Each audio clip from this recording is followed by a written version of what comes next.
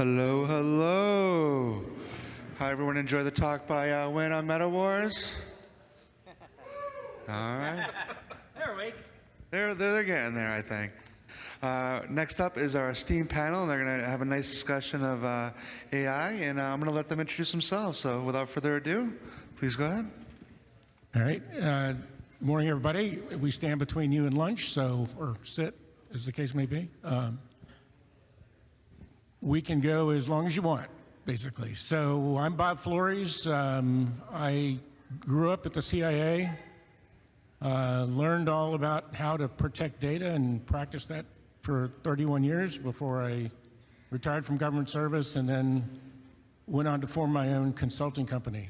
So I'm going to attempt to herd the cats up here today. And the first thing we'll do is we'll let each person introduce themselves just to tell you who they are, and try to keep it to an hour and a half per person. So. All right, great. So my name's Travis Hartman. I'm an Army reservist. That means I get to switch back and forth between the corporate and the government world. Every time I decide, hey, all the government bureaucracy stinks too much, I'm going to go be a civilian for a while, I go do that. Then I go like, I like having those extra 4-day weekends, so I go back and do the government thing for a while. But my current role, so I'm full-time military. I am the Chief Technology Officer for Army Forces Command. It's a small organization, about 749,000 people, and we're responsible for all the force generation within the Army. So you have post-camp stations all over the world. And if you think about it, maybe from the AI perspective, and what that's driving, though, is we've got tremendous amounts of complex data sources, and we frequently have very constrained data links. What we have, on a day-to-day basis at a large military installation and big fiber links, hey, that's awesome. But we have a deployed environment, and I suddenly had this complex mix. Different tactical vehicles, coalition partners, people from other nations, NGOs, all these things, and we're fighting for constrained satellite time to bring that data back. So being able to get complex, rich data to inform models is an ongoing challenge for us. Good morning. My name is Bruce Phillips. I'm the Senior Vice President and Chief Information Security Officer for the Williston Financial Group of companies. We are at the core, a national title insurance underwriter. I'm in Iowa, so you all don't know what that is, because Iowa's the only state that doesn't use title insurance. But I do come into any so much. But I've been doing this for about 20 some odd years, building security programs for different title insurance companies, running programs, talking to boards, trying to figure out why I do that. And then I ended up coming out to Iowa just about 2.5 years ago for a little bit better work-life balance than living in LA. Morning. My name is Walter Lefmann. I'm the Director of Security for an options trading firm, Chicago Trading Company, and I've been doing security for 10 years at least, directly and full-time, in and out of security and doing technology in the finance industry and some manufacturing at Motorola since the mid-90s. Before that, something completely different. I was a PhD research physicist at the Fermi National Accelerator Laboratory. But technology to me has always been a tool to get other things done. So the business guys love me, and I also, by the way, I cover physical security and life safety, so I find all the ways that we can possibly use technology to our benefit, and I also, of course, sit here and worry about all the ways technology is used to hurt us.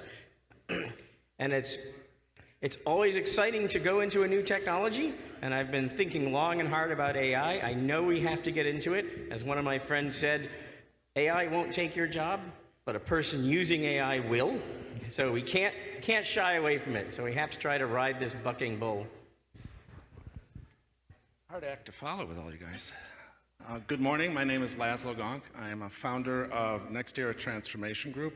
It's a think tank I founded before the pandemic, bringing together a lot more smarter people than me. And we look at, what does the future look like, and what are the risks and threats that we have trouble mitigating the ones of today, never mind the ones of tomorrow. My background, I started my first software company when I was 12. My early 20s, I was doing consulting work for a lot of the top law firms and accounting firms in the Chicago area, and also doing some teaching for 3-letter agencies.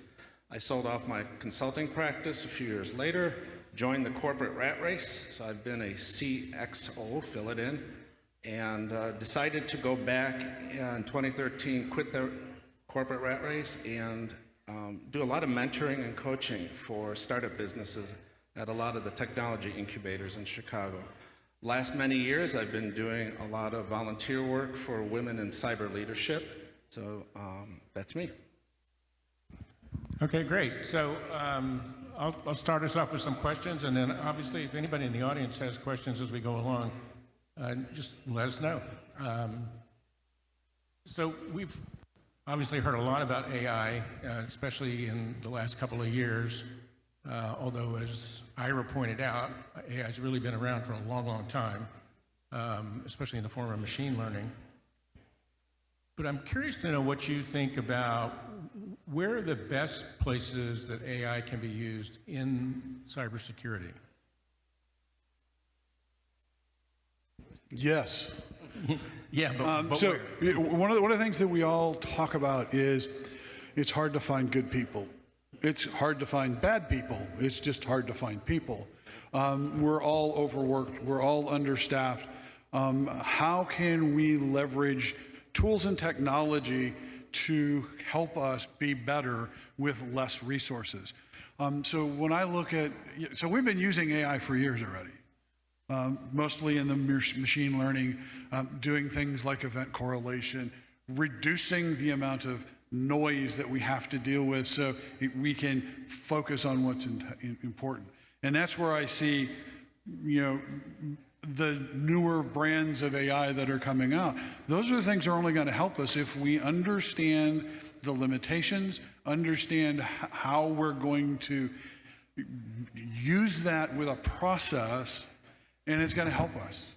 And it's something, I love the quote, if we don't do it, we're going to get replaced not by AI, but by somebody else who's using AI. And that's what we got to look at. But we need to understand the types of AI, the types of data we're giving it, where that data is, and understand that no matter what you get from an AI engine, you need to validate the output because it will lie to you just because it's just like a teenager. Yeah, following up on what you said, first of all, I'm going to stay away from the word AI. There's nothing sentient about the code of machine learning. And to your point, I've been working with machine learning since 2014, especially in the healthcare space. And we now have the capability to ingest and process trillions of records at times. I think one of our previous speakers said yottabytes. But what you're looking at is a tool. It's a tool that affects now probability, impact, and I would also say speed of onset. Speed of onset, we're like ants on a wire, except the J-hook is going straight up, and we don't know we're not flat. Where can we use it? I like the previous speaker said pause. Hit the pause button a moment. This is going to evolve quickly. We can use it in a lot of places, but the places that we use it, if you're familiar with RPAs, robotic process automation. This elevates our ability to make better decisions, provided that we also have guardrails on the data. We know garbage in, garbage out, upper bound, lower bounds of the data, things like that. But an example would be, I would give the same millions of records we ingested per day in a hospital system to detect fraud. We looked at, could we predict if a patient would crash on the floor? So it's the ability to ingest data, ensure the data is quality data, throw out the data that doesn't fit within, although it could be a statistical anomaly that you may have to follow, but then understand the use cases that you're going to use for it. Will it replace some jobs? Yes. But I'll share a story. Many, many years ago, I used to do some consulting work for the steel industry in Gary, Indiana. And there were a number of workers out there, especially welders, that CAD/CAM was going to be a big thing, and robots was going to be a big thing. And they said, and my father was a union man. But understand that if you don't upskill yourself, if you don't look at the new collar jobs, as they call it, you will get replaced. So for the workers that were interested, I volunteered and I taught them how to program. Because at the end of the day, who's going to teach a welding machine what a good weld looks like? It has to come. So going back to your quote too, if you don't do it, someone else will. So I'm going to wrap this up, say what we're looking at is version 0.01 of the software. We have to look at it as a 2-year-old child that's learning and growing, and we're going to get those problems, we're going to get those growing pains. However, to a more serious nature, yeah, we got to have a healthy state of paranoia with this. And from a purely practical point of view, we're going to use AI for my business, but I'm never going to become an AI expert and build my own cybersecurity AI thing. It will come from the products we use and the partners we have.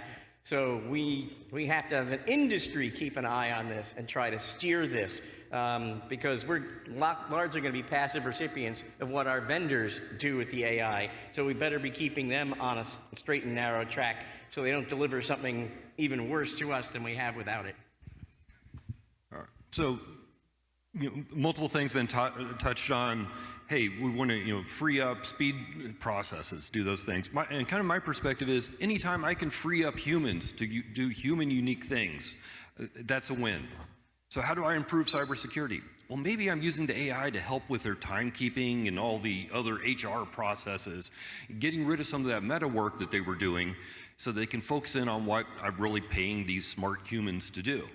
And then something I've seen with some software development organizations like, hey, I can get rid of all my base level engineers because this is now being done with this automated thing. And you have to be careful you don't cut off your feeding pipeline. Because if you've got unique, mid and high level talent, well, they've got to start somewhere. And if you just automate it, yeah, for a little while you can poach from other organizations to bring in that low level, but you got to be able to keep feeding and nurturing stuff. And I would bet as you're bringing AI into your organization, if you're the one that's got that pipeline for those junior engineers to come in and grow, you're the one that's going to have better talent available in the future. I want to sort of tag on that a little bit. I've already been discussing with my development teams, and the ability to write better code faster can be done using AI as long as you have guardrails, and that's what we're developing already, because I don't want them to fire the junior guys. They need those. But junior guys equal defects. Defects equal cost. Defects equals vulnerabilities. So if we can give them a tool that will help them write better code, one, I'm developing people that are going to be better as they grow, but I'm actually reducing cost. Now the problem is, what AI tool are they using? Who owns the data that I put up in there? It then becomes legal in compliance and putting guardrails around it. But for my development staff, it's a fantastic opportunity to write better code, less defects, less vulnerabilities, as long as we don't give our intellectual property away. All right, that's great. So now, Bruce, you mentioned data. One of the great things about AI, of course, is that it can suck in so much data that a human can't, and help make decisions based on what it sees. But there's a lot of concern about bias, about privacy, about ethics. So how do we deal with that in speaking in the cyber world? So, I'm very excited about that particular topic.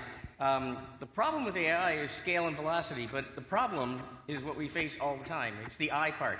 Natural intelligence has had all these flaws for as long as humans have lived. We just don't do it at that speed. Yeah. So, you have fraud checkers, you have, code reviewers that review the code people write, you have, bias examination by your HCM department, people do all the things that we're accusing AI of: lying, hallucinating, having bad data, being bad trained. If you ever raised a child, you kind of know the problems of training and intelligence and what happens if you do it bad. You can't start over with a child. I don't think that's legal. You can with an AI, so that's a plus. Yeah. And that's a great point, right? What are you using your AI for? How are you going to trust it, and how are you going to validate it? So we're a national title insurance underwriter. we're not going to be using AI to make underwriting decisions because it can screw up really, really fast, and you don't know what it's really doing and what the output, what drove that output, if there are any biases in the training set that's now coming over. You know, if you're named Walter, we're not going to give you title insurance just because you're named Walter. We don't know if that's in there, so we'll never. I'm not seeing that coming in. But other processes, you're doing this to enhance the human. We're not looking at it to replace the human. You still have to have qualified, intelligent people looking at the outcome and making decisions on whether this was good or bad, but not just trusting it. Because that's like, right now, it's nascent, right? It would be like telling a 5-year-old, I want you to do this and I'm going to trust you to get it done correctly. And I'm not going to check you. The model validation is key. It's QA testing, essentially, ensuring that, one, the data, I go back to the 1970s flow chart, input, process, output. Start with the outcome. What are the outputs you want? Going to your first question, Bob, you know, how do we use it? Yes, we do. It's version 1.0 of a hammer. We're trying to make a better hammer, except we're watching it, the hammer actually evolving before our eyes, versus the Bronze Age when it took a few thousand years. But to your point, then, we've got to validate the inputs. And we see a lot already over the last decade or more poisoning the data. Poisoning, you know, corporate espionage, state-sponsored data. We've been meddling in each other's politics for thousands of years. This is nothing new. We just sped it up, that's all. And it's at the press of an enter button. And then we fear what we don't understand as the human experience. We don't know, then the input, process, output, how is it processing? Well, we have to learn. There was a great panel yesterday that talked about, I think it was Kate, so that talked about we have to qualify, validate that process model, and then test it. Test it on perfunctory tasks. We're not replacing humans. We go back to, we're elevating the decision making. We're taking the grunt work out, but you still need your juniors, because you've got to build that pipeline. But it still goes to validating your outputs. Yep. And with that, I think a lot of people, they look at this as an output from an AI. It's a binary thing. It's correct or it's incorrect. And as humans, we deal with a lot of ambiguity. There's a 40% chance of rain today. If you've ever dealt with somebody in the intelligence community or read one of the analysis reports, it's always something like, with moderate confidence, I assess that there is a high probability that it will rain at 2 o'clock this afternoon. And you're like, okay, I just had like 3 variables there. I don't know what that actually means, but okay, good, get off the stage. And maybe even just getting that one variable. Hey, I'm moderately confident that this is a good underwriting range. And then my human can focus in just on that range, and they're no longer having to deal with the world, but they got the narrower. Well, then you can put a process around, is moderate okay or high? Which ones do I not review 100% of? I only do 5% sampling, versus if it's a low confidence, I'm going to review every one of those. You have to build process around what you're using AI to do, whether it's underwriting, whether it's determining whether or not you're going to shut down a server because I'm moderately confident it has been owned, or I have a low confidence that this has been owned. Are you just going to let it turn it off so that you can start remediation? Well, probably not. But you need to build process around it. I'm a firm believer that tools are great if you already have a process in place and you're replacing a known process. But if you just say, I'm going to use AI in whatever form to do this, and you don't have a process to do this, it's going to fail spectacularly. Well, all right, so you triggered something for me and you triggered something for me. I'll start with, if it's any tool, if it's a broken process, you're just speeding up the broken process. You've got to fix the business process first, the human in the element. And then talk about perception and output. You said 40% chance of rain. How many of you know and I was today years old a few months ago when I learned this. In the reporting area for the weather, and this is, again, looking at our data, looking at outputs, when they say 40% chance of rain or 20%, it's 100% chance it's going to rain, but only 40% of the reporting area. Yes. So when I watch the news and I tell my wife it's 40%, she goes, well, it didn't rain today. No, it rained somewhere 40% of the reporting area. It's like, so when we're talking to the C-suite, when we're talking to the board, when we're talking downstream to our direct reports, we've got to make sure we're on the same page. That we all understand what 40% means. Yes. And with AI, it makes it worse than. It actually gets even weirder for the rain. It could actually mean 40% chance through the whole area, or 100% chance in 40% of the area, and they intentionally don't separate those. That's right. And the AI is kind of doing that to us. Yes. Now, you know, as human beings and looking, again, across all industries, but in particular in the cyber world, we deal a lot with false positives and false negatives. Is that going to get worse with AI, or is it going to get better with AI? It has the potential to happen faster. It depends on what you're using it for and how you've trained the models. It's just like anything else, right? If I decide to build a new process that I'm going to have humans do, I know that I'm going to have false positives at the beginning because we need to tune our process and what we're looking at. The difference is going to be, it's going to happen so much faster. Also means if I'm staying on top of it, I can tune it so much faster so that I can then hopefully reduce the number of false positives. I see right now, for me, the biggest use of AI is to get my people looking at things that matter, not the things that don't matter. And I'll give you an idea. A couple months ago, one of my users selected every email in her mailbox and reported all 10,000 emails as spam. So I had an employee have to go through and mark all 10,000 of those as not spam. If I have a tool, an AI tool that I've trained, I don't have to have a person do that. I can aggregate, he can say, yep, you're right, she made a mistake, these are all not spam, and we're done, right? So a 4.5-hour time sync would turn into a 2-minute time sync. Those are the things that we can use, you know, AI, because it's good at evaluating a lot of data fast. People aren't. And that's where I think those are the things that are going to really help us. Yep, I think it can help a lot with the false positives and all that tuning. You have to understand exactly how to train it so that you don't have unintended consequences. Because you just sit there and say false positive, true positive, whatever. It never gets the nuances. There are times even when my human analysts come to me and say, well, this looks like a false positive. And I say, that is a false positive, but do you know what it would look like if it were this little nuance different? You'd still say it was a false positive, but you'd be wrong because you missed this context or that thing.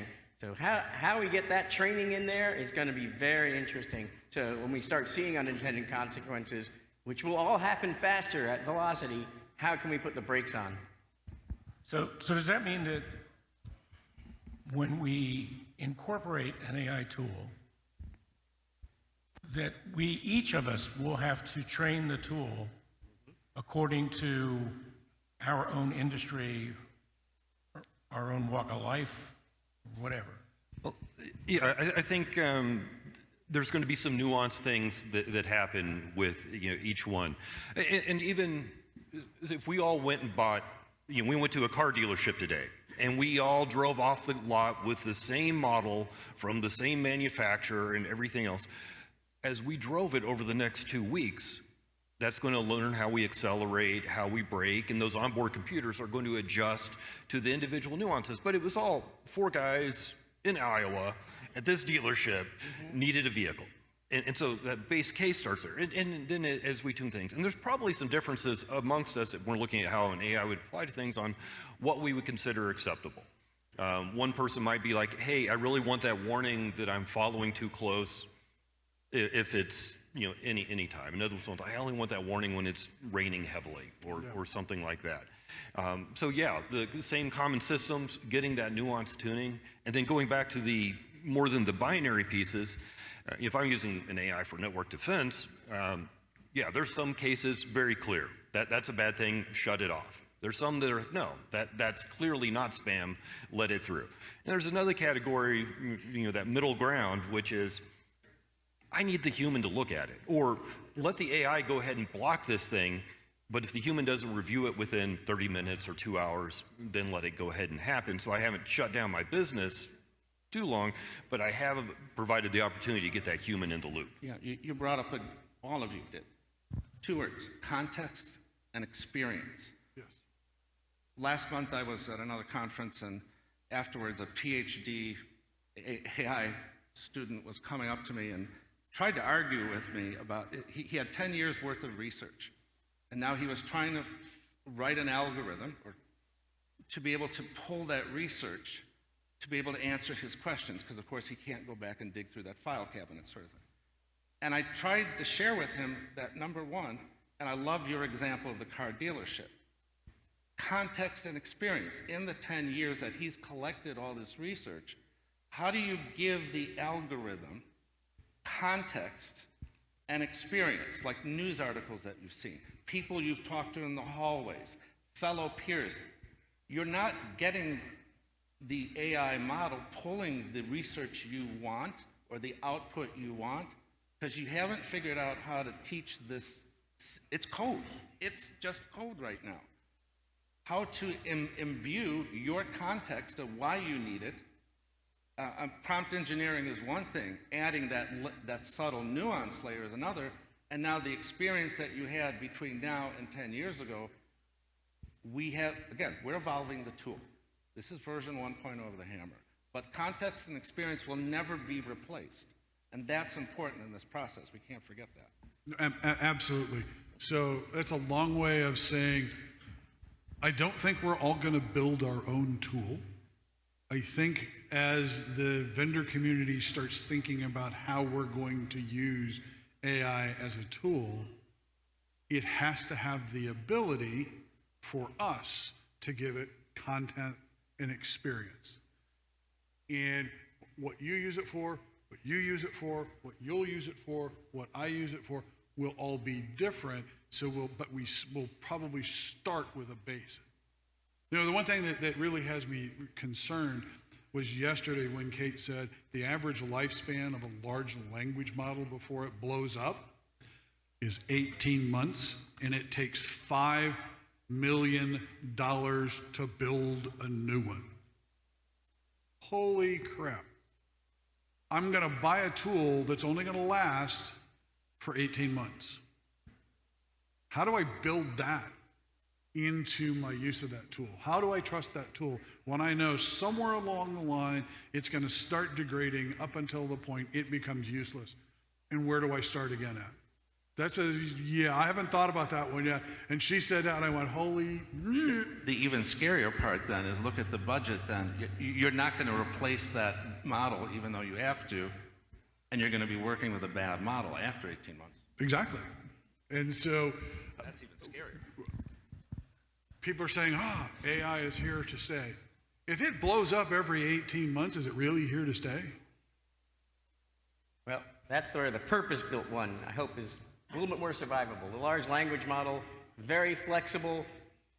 That is definitely a high-end tool to be deployed very carefully, and it's very expensive. But hopefully there are smaller, more focused, purpose-built AIs that don't go insane. Let's hope. Now, some of you up here live in regulated industries.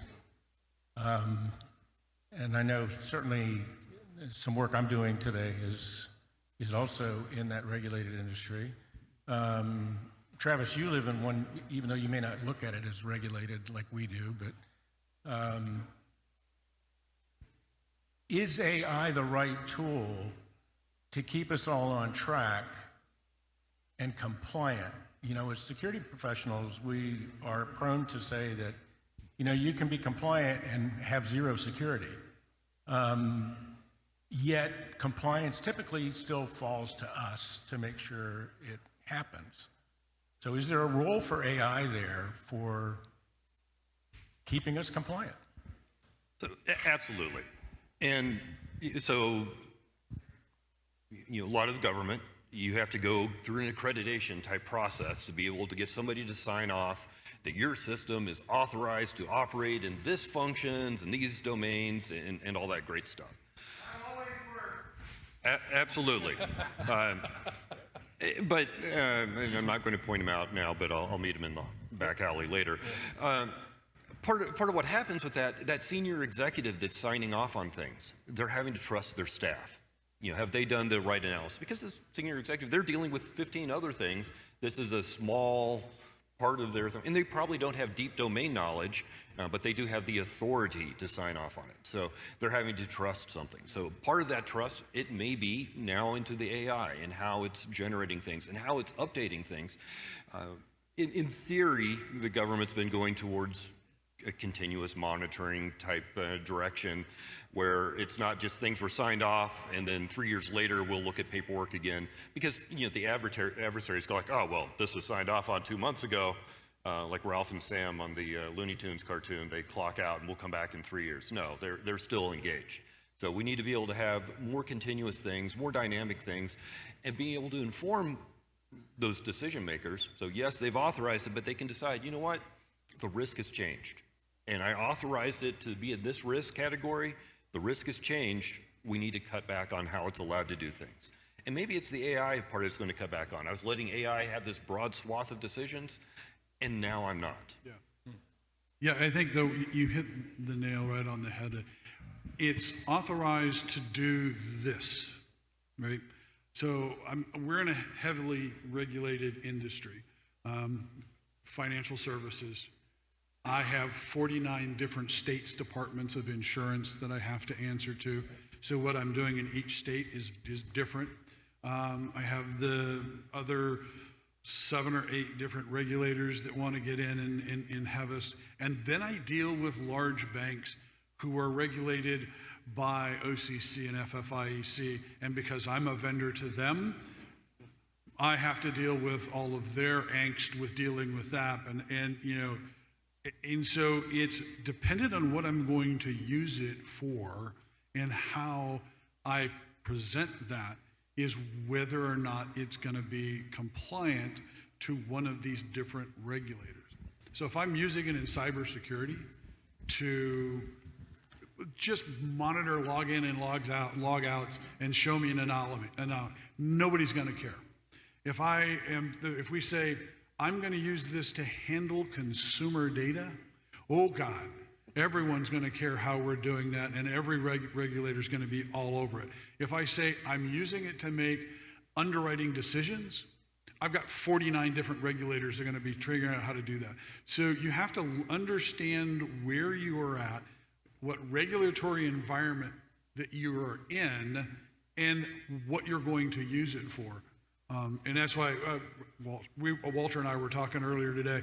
My CEO and my general counsel are at odds on using AI because they both have a different vision of what AI can do, and they haven't got to a taxonomy that they agree to. So it's fun to watch these guys go headbutting when you say AI. You just say AI, stand back, and it's fun to watch. But that's what you need to start thinking about. You know, this is a tool. It's only a tool that's going to help us out. It's going to be a tool that's going to cause us a lot of problems if we implement it wrong, we don't understand it, and we don't have a process already built that it's going to follow, hopefully, because it's a kid and it may decide it knows better. Yep, and I think something that Laszlo mentioned about not knowing how the sausage was made is a bit of a black box. So in my regulated industry, there are a few rules, things that will get you sent to jail when you trade this way, even if it made you a lot of money. And what do you think the AI will be optimized for? Well, optimized for making money. How do we know the boundary conditions are solid? Right now, we even have trouble with our human technology. We have developers who develop code that do algorithmic trading. And as things started looking a little like weird with some of the things those algorithms are doing, regulators came in and said, every one of those developers has to get a Series 56 trading license like they were a real trader. And they are now personally responsible for following the rules. If their algorithms go off the rails, we're going to go talk to the developer. It's like the AI car problem. It's like, who do you throw in jail when the car runs someone over? Well, in the finance industry, it's starting to look like the developer. So AI, machine learning, not AI. Machine learning right now, has the capacity to process large volumes of data. And now, I'm nervous about when quantum computing gets integrated with AI, and I think that's another panel discussion. But right now, to your point, right now AI is being used as a shotgun when it needs to be used as a rifle.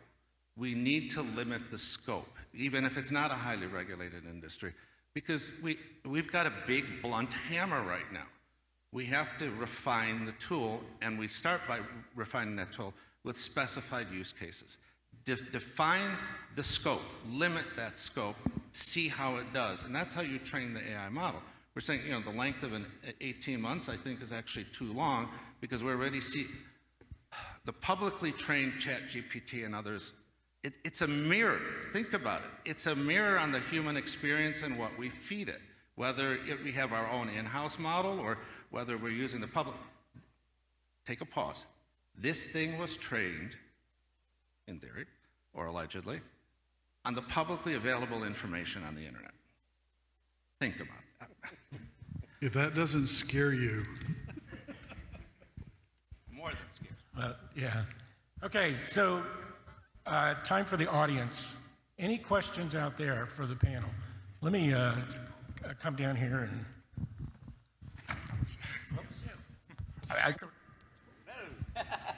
I gotta come a little closer. So what you all were just saying, it almost sounds more akin to how we look at, say, drugs that are put to market, like a safety issue. There's efficacy, there's how long it works, the side effects, before something goes through some FDA approval, where it has to go through trials and sees, where can we see how well it uses? We know things like, we could treat people with ADHD with methamphetamines, if we want to give them raw street meth, but we want to give them things that have been tested and modified so it has the appropriate safety boundaries. So could those types of models of almost drug trials or things like that be used in these conditions so we can actually understand them in controlled areas? They're peer reviewed, and then they're kind of released in a way that is not just like street drugs. interesting concept, and this is my own personal opinion. AI is nothing more than a tool. It just does shit fast. We already have processes for doing drug-drug interactions, drug trials, efficacy. Absolutely, yes, you can use this for all of these type of things, right? We already have processes to determine if this is malicious email or not, if this is malware or not. We have processes that do all this.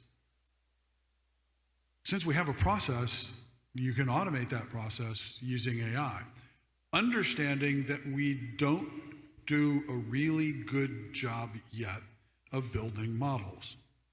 And they may or may not lose their mind, and they may or may not lie to you. So what you need to do if you're going to use AI, in my opinion, for anything, is build another process, and that's to validate the output of the AI model, which is a process you don't use today because that's part of your manual process. You're going to replace it. You're going to add this last thing to say, I think this might be lying to me. I need to do some way of validating that. That's the only difference. The rest of it is you're just automating a tool and being able to do things faster. I like that we're having this discussion and putting in a historical context. When the first person invented fire, I'm imagining there were people around him being very scared. But look where fire brought us. We're at that same stage with this. But what's interesting is it's not evolution, it's now a revolution. We're at another nexus, another pivot point in our history. This is a tool that has as much potential or more than fire. But it goes back to context and experience. And my memory's a little foggy, so if you want to Google this, but pre-pandemic, I was doing a talk on this. Google Labs was working with some place in the UK, and they came up with hundreds of sequences of new proteins for therapies that need to be tested, that no one had ever thought of making those combinations. So again, it's a tool. It ingests data, and it's a raw tool right now. But we must do something with this. Between 2017 and 2019, China invested $300 billion in industrial AI park, when our spend with our government plus private was only between $3 to $4 billion. Who do you think is ahead? Well, one thing I really appreciate that you just touched on is the,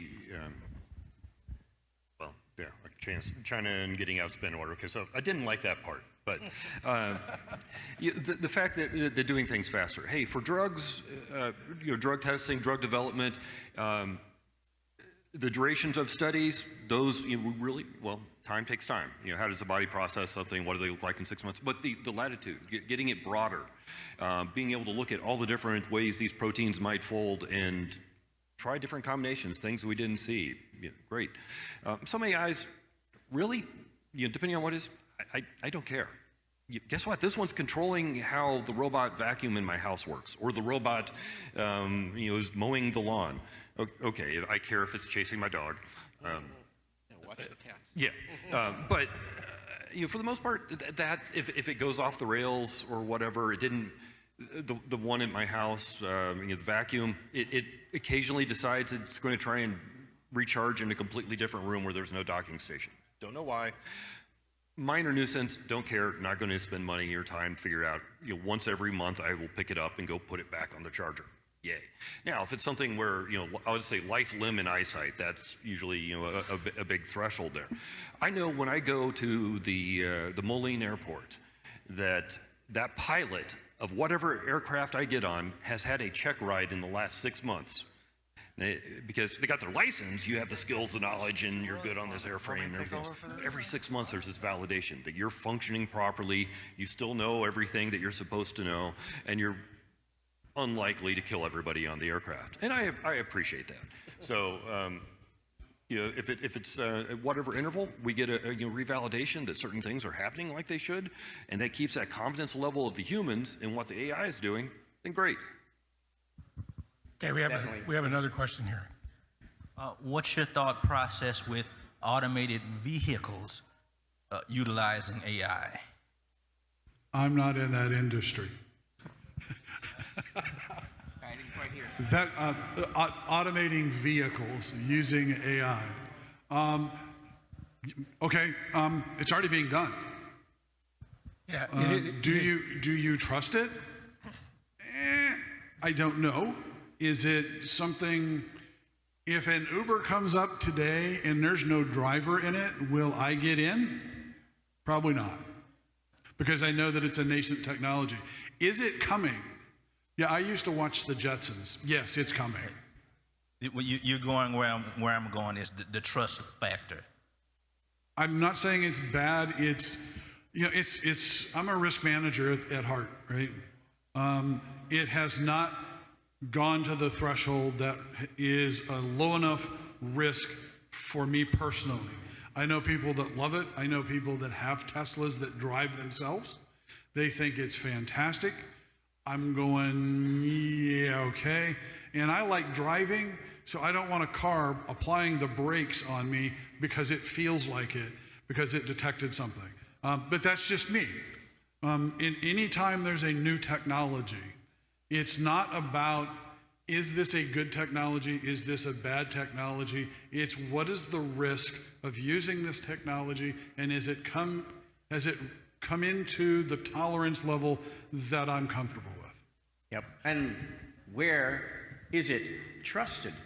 So on the highway, things probably go fine. In strange dark alleys where the street paint is all worn down, maybe not. And the other interesting tipping point will be, what about the other crazy humans on the road? Oh wait, if they're all self-driving and talking to each other, hey, my confidence goes up because they're not going to do something dumb, texting and drinking and spilling their coffee. One of the places where I think AI is useful with automated driving or cars in general is, there's been a fair amount of work looking at, okay, can we hack these cars and make them do things that they shouldn't be doing? And the answer is yes. It's been demonstrated you can do that. One of the things that AI could be used for is to ensure that any instructions that are coming into the systems of the automobile are coming from the right place. It's actually pretty easy to detect whether your instruction is coming from outside the car. But they don't care today. It just takes an instruction and does what it's told to do. So anyway, any other questions out here? Hold on. Hello, guys. So you were talking about earlier the absence of context when making decisions as AI. Is there any, I don't know if this is like is there anything existing when it comes to identifying whether or not, like it's identifying itself, whether or not it's missing context and just saying that as a prompt or finding that? That's a really good question. I am not an AI expert. So, to restate your question, make sure I got it right. Is there cases where AI just says, "Hey, this is outside my knowledge," or "This is outside my area, and I'm not sure why, but I can't help you"? Is that a fair restatement?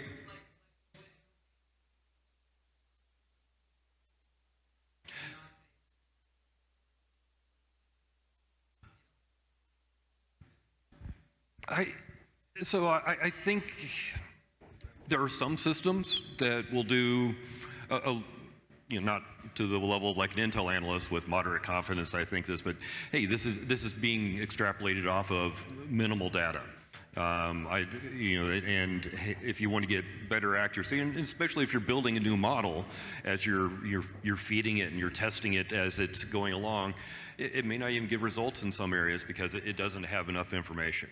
Right. And also when I think about it, like from a human thing, any of us could be walking down the street and we look at this one alley and I don't know why this alley seems sketchy, but that crocodile part of my brain is saying, no. Yeah. So to answer your question, it will someday, just not today. We're at version 1.01. Well, and it depends on the model and what it was written to do. And so I go back to ChatGPT. The reason why ChatGPT lies to you is because it doesn't know the answer, so it makes it up. Yeah. So it doesn't have that context or to tell you, I don't know. One thing it will never tell you, it will tell you if it thinks it might know, it will guess. It will make something up because if it thinks it might know, therefore it knows, therefore I know everything. And so and that's part of the challenges, and that's why the term hallucination keeps throwing around. That's why it does it. So we take this learning experience, the lies that it's telling, and when we have to reboot the model or rebuild it in 18 months, we put that into the initial training set. This is going to, the revolution of AI is here, but now the maturation of the 2-year-old to a 3-year-old, we've got to watch it grow up. And we have to teach it and train it and set the guardrails.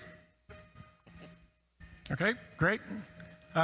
Thanks, folks. Really appreciate it. We're out of time. So.